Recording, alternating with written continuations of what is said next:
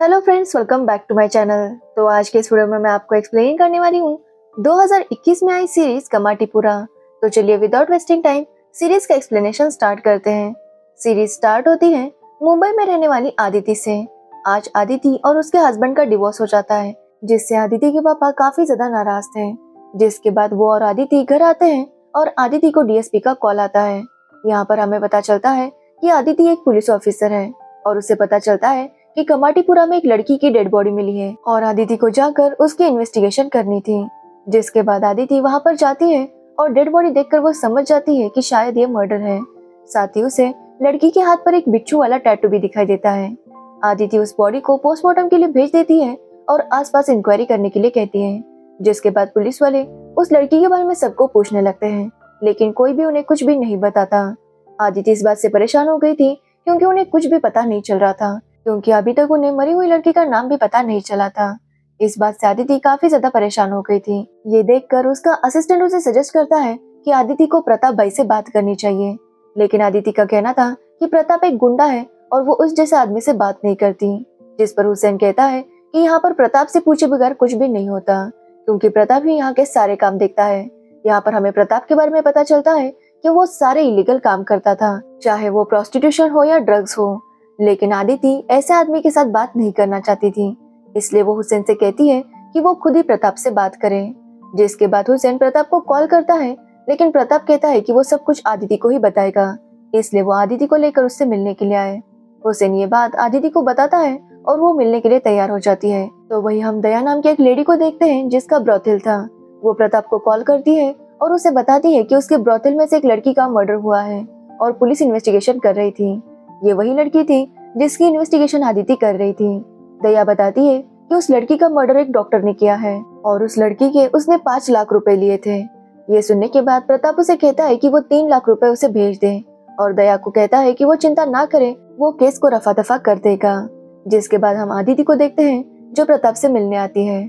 यहाँ पर वो प्रताप से उस लड़की के बारे में पूछने लगती है, लेकिन प्रताप को इस सब बातों में इंटरेस्ट नहीं था। वो आदिति से पूछता है कि क्या अभी भी उसे बिच्छू दिखाई देते हैं, और ये सुनकर आदिति काफी ज्यादा गुस्सा हो जाती है। वो प्रताप को मर्डर के बारे में पूछने लगती है, लेकिन प्रताप कहता है कि पहले आदिति को उसके सवालों का जवाब देना होगा, उसके बाद ही वो आदिति के सवालों का जवाब देगा। और इसी वजह से आदिति गुस्सा होकर वहां से चली जाती है, लेकिन उसे अभी तक कोई भी क्लू नहीं मिला था। जिसके बाद वो उस लड़की की पोस्टमार्टम रिपोर्ट चेक करती है तो उस लड़की ने मरने से पहले सेक्स किया था। अब आदिति काफी परेशान हो गई थी क्योंकि ऊपर से प्रेशर काफी ज्यादा बढ़ रहा था और आदिति को मर्डर केस जल्दी से जल्दी सॉल्व करना था और कोई भी कुछ भी बताने के लिए तैयार नहीं था। इसलिए आदिति फिर से प्रताप से मिलने जाती है। वो प्रताप को बताती है कि उसे बिच्छू अभी भी दिखाई देते हैं। यहाँ पर हमें पता चलता है कि आदिति को बिच्छू से काफी डर लगता है। उसे हमेशा सपने में बिच्छू दिखाई देते हैं जिन्हें देखकर वो चिल्लाया करती थी, और इसी बात से तंग आकर उसके हस्बैंड ने उसे डिवोर्स दे दिया। ये सुनने के बाद प्रताप उसे उस लड़की के बारे में बताता है। उस लड़की का नाम था लता और वो दया के ब्रोथल में काम करती थी। जिसके बाद आदिति दया को पकड़ लेती है और दया बताती है कि उस लड़की को डॉक्टर ने मारा था। जिसके बाद उस डॉक्टर को भी अरेस्ट किया जाता है और वो डॉक्टर बताता है कि वो लड़की एक्सीडेंट में मरी थी। एक्चुअली वो लड़की उसे मारने की कोशिश कर रही थी और खुद को बचाने के लिए उस डॉक्टर ने उसे धक्का दे दिया। जिसके बाद वो लड़की गिर गई और उसके सर में चोट आने की वजह से उसकी मौत हो गई। जिसके बाद आदिति डॉक्टर को उस टैटू के बारे में पूछती है तो डॉक्टर कहता है उसे इस बारे में कुछ भी पता नहीं था। जिसके बाद वो दया से जाकर पूछती है तो दया का भी यही कहना था कि लता के ऊपर कोई भी टैटू नहीं था। अब ये सुनकर आदिति थोड़ी सी शॉक थी। वो डॉक्टर को डीएनए टेस्ट करने के लिए लेकर जाती है और तभी डॉक्टर की मौत होती है। एक्चुअली डॉक्टर नहीं चाहता था कि उसके घर वालों को पता चले कि वो प्रोस्टिट्यूट के पास जाता है, इसलिए उसने सब कुछ खत्म कर दिया था। ये सुनकर आदिति भी बहुत शॉक थी, लेकिन उसने खूनी को पकड़ लिया था, इसलिए उसका केस खत्म हो गया था। जिसके बाद वो डिसाइड करती है कि वो कुछ दिनों तक रेस्ट करेगी। लेकिन अगले ही दिन आदिति को कॉल आता है कि एक लड़की की लाश मिली है। जिसके बाद आदिति वहां पर जाती है तो उस लड़की के हाथ पर भी वही टैटू था जो पहली वाली लड़की पर था। ये देखकर आदिति को थोड़ा शक होता है कि शायद इन दोनों मर्डर्स में कोई कनेक्शन होगा, लेकिन उसे फिर से कोई भी क्लू नहीं मिल रहा था। जब वो उसका पोस्टमार्टम करवाती है तो पता चलता है कि इस लड़की ने भी मरने से पहले सेक्स किया था। अब आदिति काफी कंफ्यूज थी कि ये मर्डर कौन कर रहा है। उसे लग रहा था कि शायद कोई सीरियल किलर होगा, लेकिन उसके सीनियर्स इस बात के लिए एग्री नहीं कर रहे थे। जिसके बाद वो आदिति को केस जल्दी से जल्दी सॉल्व करने के लिए कह देते हैं। अब आदिति को ना चाहते हुए भी फिर से प्रताप की मदद लेनी पड़ती है। इसलिए वो प्रताप को कॉल करती है और प्रताप कहता है कि वो कुछ टाइम बाद उसे खबर कर देगा। जिसके बाद प्रताप अपने आदमियों से कहकर उस लड़की के बारे में पता करने के लिए कहता है और उन्हें पता चलता है कि वो लड़की एक लड़के के साथ लोनावला जा रही थी और तभी उसका मर्डर हो गया। जिसके बाद प्रताप आदिति को उस लड़के का नंबर देता है और आदिति उस लड़के को पकड़ लेती है। वो लड़का बताता है कि उसने उस लड़की को बुक किया था। जिसके बाद दोनों लोनावला जाने के लिए निकलते हैं। कार में ही लड़का कहता है कि उसे अभी इंटीमेट होना है। जिसके बाद वो उस लड़की के साथ कार में ही इंटीमेट होता है। जिसके बाद वो फिर से लोनावला जाने लगते हैं। थोड़ी दूर जाने के बाद वो लड़की अजीब सा बिहेव करने लगती है। कार में जोर जोर से चिल्ला रही थी और उस लड़के को मारने की कोशिश करती है और खुद को बचाने के लिए उस लड़के ने लड़की को मार दिया। अब ये सुनने के बाद आदिति को लगता है कि डॉक्टर की स्टोरी भी सेम थी, क्योंकि डॉक्टर के केस में भी उस लड़की ने उसे मारने की कोशिश की थी और डॉक्टर ने खुद को बचाने के चक्कर में उसे धक्का दे दिया था। इसलिए आदिति को इन दोनों केस में कोई ना कोई कनेक्शन नजर आ रहा था, लेकिन डीएसपी का कहना था कि इसमें कोई भी कनेक्शन नहीं है और आदिति ने ज्यादा काम कर लिया है, इसकी वजह से उसे आराम की जरूरत है। इसलिए वो आदिति को छुट्टी लेकर घर जाने के लिए कहता है, लेकिन आदिति को अभी भी डाउट था। इसलिए वो फिर से प्रताप को कॉल करती है और उससे बिच्छू के बारे में पूछने लगती है कि प्रताप को कैसे पता कि आदिति को बिच्छू दिखाई देते हैं। जिसके बाद प्रताप उसे कहता है कि आदिति की एक फाइल उसके पास है, जिसमें उसे पता चला था कि आदिति ने डॉक्टर रेखा से ट्रीटमेंट करवाई थी, क्योंकि आदिति को बिच्छू से काफी डर लगता था। जिसके बाद प्रताप उसे डॉक्टर रेखा का रिसीट भेजता है और आदिति वहाँ पर चली जाती है। वो डॉक्टर से झूठ बोलती है कि वो यहाँ पर मर्डर इन्वेस्टिगेशन करने के लिए आई थी। वो डॉक्टर को उन लड़कियों के टैटूज दिखाती है और टैटूज देखकर डॉक्टर का कहना था कि ये किसी एक ही आदमी ने बनाए थे। लेकिन वो डॉक्टर ऑब्जर्व करती है कि आदिति काफी ज्यादा पैनिक हो रही थी और ये देखकर वो समझ जाती है कि आदिति बीमार है। वो आदिति को उसके बारे में पूछने लगती है और आदिति वहाँ से जा रही थी, लेकिन डॉक्टर उसे देखकर समझ जाती है कि जरूर कुछ गड़बड़ है। डॉक्टर आदिति से पूछने लगती है कि वो यहाँ पर क्यों आई है, तो आदिति बताती है कि बचपन में उसके पेरेंट्स उसे यहाँ लेकर आए थे उसका इलाज करने के लिए और वो जानना चाहती है कि उसे हुआ क्या था। ये सुनने पर डॉक्टर रेखा काफी गुस्सा होती है और उसे वहाँ से जाने के लिए कहती है। आदिति के जाने के बाद डॉक्टर रेखा आदिति के पापा को कॉल करती है और उन्हें बताती है कि आदिति उनके पास आई थी और उन्हें बताती है कि आदिति पहले की तरह बिच्छू से डरने लगी है, इसलिए उन्हें आदिति का ख्याल रखना होगा। जिसके बाद हम आदिति को देखते हैं जो काफी ज्यादा परेशान थी, क्योंकि उसे समझ में नहीं आ रहा था कि वो बिच्छू से इतना डरती क्यों है और उसे लगता है कि शायद प्रताप इस बारे में जानता है। इसलिए वो फिर से प्रताप से मिलने जाती है और वो उससे पूछने लगती है कि वो उसके बारे में इतना सब कुछ कैसे जानता है। तो प्रताप उसे एक फाइल दिखाता है जो आदिति के पापा की थी। एक्चुअली उसमें आदिति के बारे में सारी डिटेल्स लिखी थी, जैसे कि उसका स्कूल का एडमिशन हो या उसके मेडिकल बिल्स हो। प्रताप बताता है कि ये फाइल उसने आदिति के घर से चुराई थी, क्योंकि उसकी आदिति के पापा के साथ दुश्मनी है। ये सुनकर आदिति काफी शॉक थी कि उसके पापा ने ऐसा क्या किया है कि प्रताप उनका दुश्मन है। प्रताप बताता है कि आदिति के पापा ने उसके पापा को मारा है और वो ये भी कहता है कि अगर आज प्रताप नहीं होता तो शायद आज आदिति भी एक प्रोस्टिट्यूट होती। और ये सुनने के बाद आदिति और ज्यादा शॉक हो जाती है। उसे कुछ भी समझ नहीं आ रहा था कि प्रताप कहना क्या चाहता है। जिसके बाद प्रताप आदिति को एक फोटो देता है जिसके पीछे एक एड्रेस था और वो आदिति से कहता है कि उस एड्रेस पर जाकर आगे की बात पता करे। जिसके बाद आदिति डिसाइड करती है कि वो उस एड्रेस पर जाएगी। वो एड्रेस कोलकाता के प्रोस्टिट्यूट एरिया का था। जिसके बाद आदिति कोलकाता जाकर उसका पता लगाने वाली थी। वो अपने पापा से झूठ बोलती है कि वो पुणे जा रही है। जिसके बाद आदिति कोलकाता जाती है और वहाँ के एक पुलिस ऑफिसर को लेकर उस एड्रेस पर जाती है जो उस फोटो के पीछे था। उस घर में जाने पर उसे पता चलता है कि वहाँ पर एक बूढ़ा आदमी अपनी बेटी के साथ रहता था। वहाँ पर आदिति उन्हें वो फोटो दिखाती है और उनसे पूछने लगती है कि ये छोटी लड़की कहाँ है। और ये सुनने के बाद वो बूढ़ा आदमी कहता है कि वो लड़की भाग गई। जिसके बाद आदिति कहती है कि इस लड़की की डेड बॉडी मिली है। और ये सुनने के बाद वो औरत काफी ज्यादा रोने लगती है। वो कहती है कि इस लड़की को हमने बेच दिया था और शायद किसी ने उसे मार दिया। और ये सुनने के बाद आदिति काफी ज्यादा हर्ट हो जाती है, क्योंकि प्रताप ने उसे बताया था कि ये छोटी लड़की कोई और नहीं बल्कि आदिति थी। आदिति समझ गई थी कि उसके घर वालों ने उसे बेच दिया था। तो वही हम प्रताप को देखते हैं जो एक लड़की को तैयार कर रहा था। एक्चुअली उस लड़की के 12 लाख रुपए मिले थे, जिसमें से कुछ पैसे वो उस लड़की को दे देता है। जिसके बाद वो लड़की पार्लर में जाती है, क्योंकि आज रात उसे क्लाइंट के पास जाना था। वो जब पार्लर में तैयार हो रही थी तभी उसे एक कॉल आता है जो उसे बताता है कि उसे भी बिच्छू का टैटू करना होगा और अगर वो टैटू बनाएगी तो उसे 20,000 रुपए मिलेंगे। ये सुनकर लड़की काफी खुश हो जाती है और वो टैटू बनाने के लिए तैयार थी। जिसके बाद उसे एक मैसेज आता है और उसे उसी जगह पर जाकर टैटू बनाना था। जिसके बाद लड़की वहां पर जाती है और वहां पर टैटू बनाने के लिए कहती है। जब वो टैटू बनाती है तो उसे उसके पैसे भी मिल जाते हैं। जिसके बाद वो तैयार होकर अपने क्लाइंट से मिलने के लिए चली जाती है।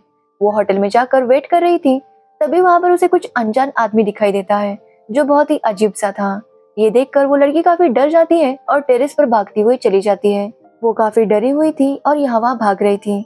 इसी चक्कर में वो टेरेस से गिर जाती है और उसकी मौत हो जाती है। जिसके बाद पुलिस वहाँ पर इन्वेस्टिगेशन करती है और उन्हें पता चलता है कि ये लड़की भी कमाटीपुरा की थी और उसके हाथ पर भी वही टैटू था जो पहले 2 लड़कियों पर था।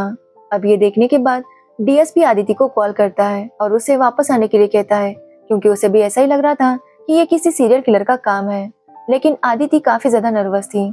लेकिन ये खबर सुनकर वो मुंबई वापस आ जाती है। जिसके बाद आदिति डॉक्टर नेहा को कॉल करती है और उसे उस लड़की का पोस्टमार्टम जल्द से जल्द करने के लिए कहती है। जिसके बाद वो घर जाती है और अपने पापा के सामने बहुत रोती है। वो अपने पापा को वही फोटो दिखाती है जो फोटो वो लेकर कोलकाता गई थी। फोटो देखने के बाद उसके पापा समझ जाते हैं कि आदिति को सब कुछ पता चल चुका है। जिसके बाद वो आदिति को सब कुछ सच बताने लगते हैं। एक्चुअली आदिति के नानू ने उसे टीकू नाम के आदमी को बेच दिया था। जिसके बाद टीकू आदिति को अपने पास लेकर आया। उसने आदिति को काफी दिनों तक बंद करके रखा था, लेकिन आदिति काफी ज्यादा चिल्ला रही थी, इसलिए टीकू उसे काफी ज्यादा टॉर्चर करता है। एक दिन जब टीकू बाहर गया था तो उसका बेटा प्रताप आदिति से मिलने आता है। वो आदिति के लिए खाना लेकर आया था। तब आदिति उसे अपने पास जो फोटो था वो उसे दे देती है और कहती है कि अगर उसे कुछ हो गया तो उसकी माँ को ये फोटो देना, ताकि वो समझ जाए कि उनकी बेटी मर चुकी है। एक्चुअली ये प्रताप और कोई नहीं बल्कि वही प्रताप है जो अभी आदिति की मदद करता है। जिसके बाद प्रताप ने जाकर आदिति के पापा जो तभी डीएसपी थे उन्हें इन्फॉर्म कर दिया था। जिसके बाद आदिति के पापा उस जगह पर छापा मारते हैं और टीकू को पकड़ लेते हैं। लेकिन टीकू वहां से भागने की कोशिश कर रहा था और इसी चक्कर में आदिति के पापा उसे गोली मार देते हैं और टीकू की वहीं पर मौत हो जाती है। जिसके बाद आदिति के पापा आदिति को लेकर अपने घर आते हैं तो आदिति काफी ज्यादा डरी हुई थी। उसे हमेशा ऐसा ही लगता कि कोई बिच्छू उसके पास आ रहा है और इस वजह से आदिति काफी ज्यादा डरा करती थी। इसलिए उसके पापा उसे लेकर डॉक्टर रेखा के पास गए और डॉक्टर रेखा आदिति को चेक करके समझ गई कि उसे बिच्छुओं से काफी डर लगता है। जिसके बाद रेखा ने आदिति को हिप्नोटाइज किया और उसके मन में ये बिठा दिया कि सारे बिच्छू उसने पकड़ लिए हैं और अब उसके पास कोई भी बिच्छू नहीं आएगा। साथ ही उसने हिप्नोटाइज करके आदिति की वो मेमोरी में मिटा दी जिसकी वजह से आदिति काफी ज्यादा डरा करती थी। इसलिए आज आदिति को याद ही नहीं था कि वो बिच्छू से क्यों डरती है।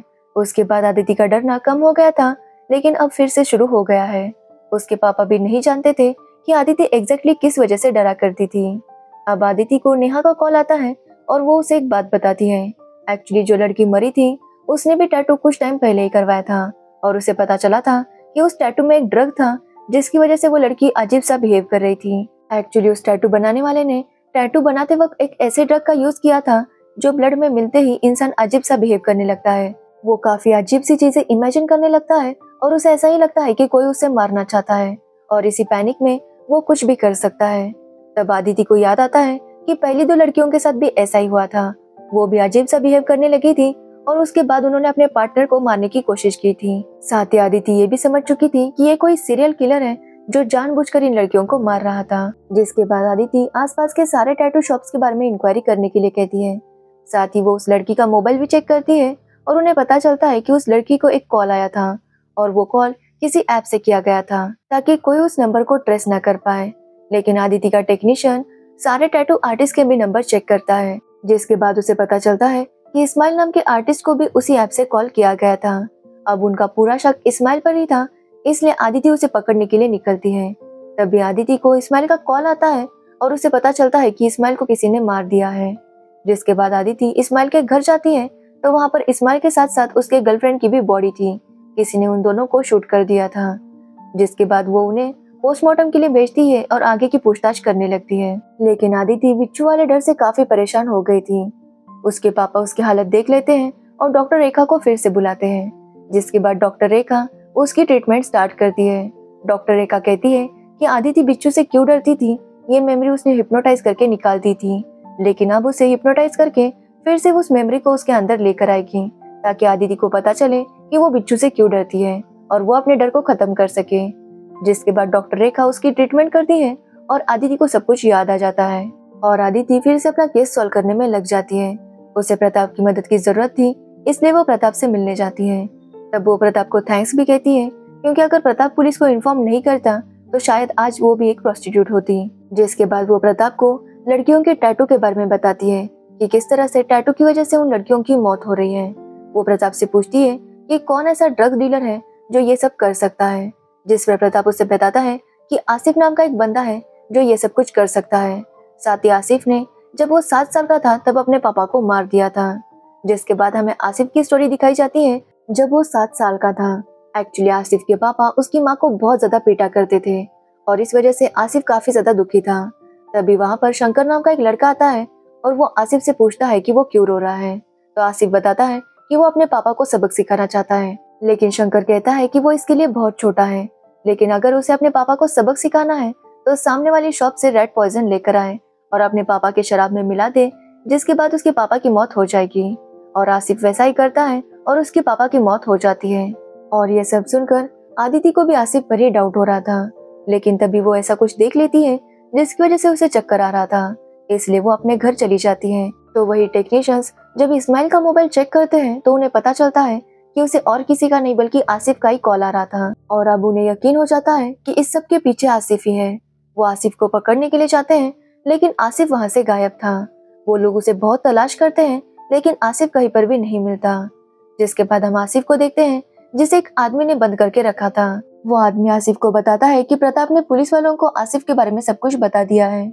जिसके बाद आसिफ प्रताप को कॉल करता है और उसे धमकी देता है कि अगर वो पकड़ा गया तो वो प्रताप को भी नहीं छोड़ेगा। ये बात प्रताप हुसैन को बताता है और हुसैन आदिति को। आदिति प्रताप से कहती है कि वो आसिफ के खिलाफ कंप्लेंट फाइल करे। जिसके बाद प्रताप वैसा ही करता है और तब तक पुलिस वालों को भी आसिफ का पता चल गया था। लेकिन हुसैन प्रताप को कॉल करके बताता है कि आसिफ कहाँ पर है, इसलिए प्रताप आसिफ को मारने के लिए खुद जाता है, लेकिन वहाँ पर कोई प्रताप को ही शूट कर देता है। पुलिस वालों को पूरा शक आसिफ पर ही था और अब उन्हें आसिफ का भी पता चल गया था। जिसके बाद पुलिस वाले आसिफ को पकड़ लेते हैं और आसिफ के ऊपर 4 मर्डर चार्जेस थे, लेकिन आसिफ का कहना था कि उसने प्रताप को नहीं मारा। तभी वहाँ पर आदित्य आती है और वो आसिफ से कहती है कि उनके पास बहुत से प्रूफ हैं जिससे ये साबित हो जाएगा कि आसिफ ने प्रताप और उन 3 लड़कियों को मारा है। वो आसिफ से कहती है कि उसे कितनी सजा होगी ये आसिफ के स्टेटमेंट पर डिपेंड करता है। अगर आसिफ कहता है कि उसने उन 3 लड़कियों को प्रताप के कहने पर मारा था तो उसे कम सजा होगी, क्योंकि उसके ऊपर सिर्फ एक ही मर्डर चार्ज होगा, वो भी प्रताप का, और प्रताप एक गुंडा था, इसलिए आसिफ को ज्यादा सजा नहीं होगी।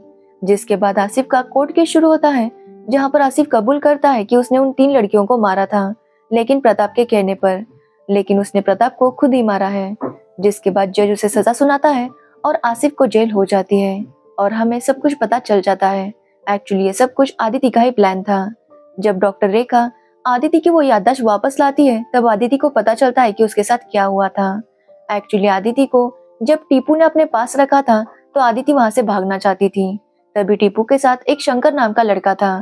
शंकर टीपू से कहता है कि वो आदिति के साथ बार बार जबरदस्ती करे और शंकर वैसा ही करता है। शंकर के चेस्ट के ऊपर एक बिच्छू वाला टैटू था और उसी की वजह से आदिति इतना डर जाया करती थी। लेकिन जब प्रताप ने आदिति की मदद की और वहाँ पर पुलिस को बुलाया तो शंकर वहाँ पर छुप गया था। उसने देखा कि टीपू की मौत हो गई है। साथ ही उसे ये भी पता चला कि प्रताप ने पुलिस को बुलाया था, इसलिए वो प्रताप को भी मार देता है। जिसके बाद शंकर प्रताप की आइडेंटिटी अपना लेता है और प्रताप बनकर एक ऑर्फनेज में रहने लगता है। जिसके बाद वो कमाटीपुरा आया और वहाँ का डॉन बन गया। यानी कि जिस प्रताप ने आदिति की जान बचाई थी वो बचपन में ही मारा गया था। अब शंकर ही प्रताप बनकर रह रहा था और एक दिन उसने आदिति की फोटो अखबार में देखी। उसे याद आ गया कि ये वही लड़की है जिसके साथ वो जबरदस्ती किया करता था और वो आदिति से बदला लेना चाहता था, क्योंकि आदिति उसके हाथ से चली गई थी। इसलिए वो जानबूझकर कमाटीपुरा की लड़कियों को मारने लगा, क्योंकि उसे पता था कि कमाटीपुरा का एरिया आदिति के अंडर आता है। इसलिए उसने आसिफ के साथ मिलकर ये प्लान बनाया। वो जानबूझकर कमाटीपुरा की लड़कियों के ऊपर टैटू बना था, उन्हें पैसों के लालच देता, जिसकी वजह से वो लड़कियां भी टैटू बना थी। उस टैटू में जो ड्रग था जब वो खून के साथ मिल जाता तो लड़कियों को लगता कि कोई उन्हें मारने की कोशिश कर रहा है और इसी वजह से वो सामने वाले को मारने की कोशिश करती और सामने वाला खुद को बचाने के लिए उन लड़कियों को ही मार देता। एक्चुअली जब डॉक्टर रेखा ने आदिति की मेमोरी वापस लाई थी तो आदिति को पता चल गया था कि उसके साथ क्या हुआ था। जिसके बाद वो जब प्रताप को मिलने गई थी तो उसने प्रताप के चेस्ट पर भी वही टैटू देखा था। जिसके बाद उसने प्रताप के बारे में इंक्वायरी की कि वो पहले कहाँ रहता था और इंक्वायरी करते हुए उसे पता चला कि ये प्रताप है ही नहीं, ये तो शंकर है जिसने आदिति के साथ जबरदस्ती की थी। इसलिए आदिति ने प्रताप को फंसाने का प्लान बनाया। एक्चुअली हुसैन ने प्रताप को जानबूझकर कॉल किया था ताकि वो आसिफ को मारने के लिए आए, और जब प्रताप आसिफ को मारने आया तभी वहाँ पर आदिति आई और उसने प्रताप को मार दिया। जिसके बाद उसने आसिफ से कहा कि अगर वो कबूल करता है कि उसने प्रताप को मारा है तो उसे सजा कम होगी, और आसिफ ने वैसा ही किया और आदिति का बदला पूरा हो गया। और यहीं पर ये सीरीज एंड हो जाती है। तो ये थी कमाटीपुरा सीरीज की स्टोरी। अगर आपको इस सीरीज की स्टोरी और मेरा एक्सप्लेनेशन पसंद आया हो तो वीडियो को लाइक कमेंट शेयर जरूर करें और मेरे चैनल को सब्सक्राइब करना बिल्कुल मत भूलना। Thanks for watching the video.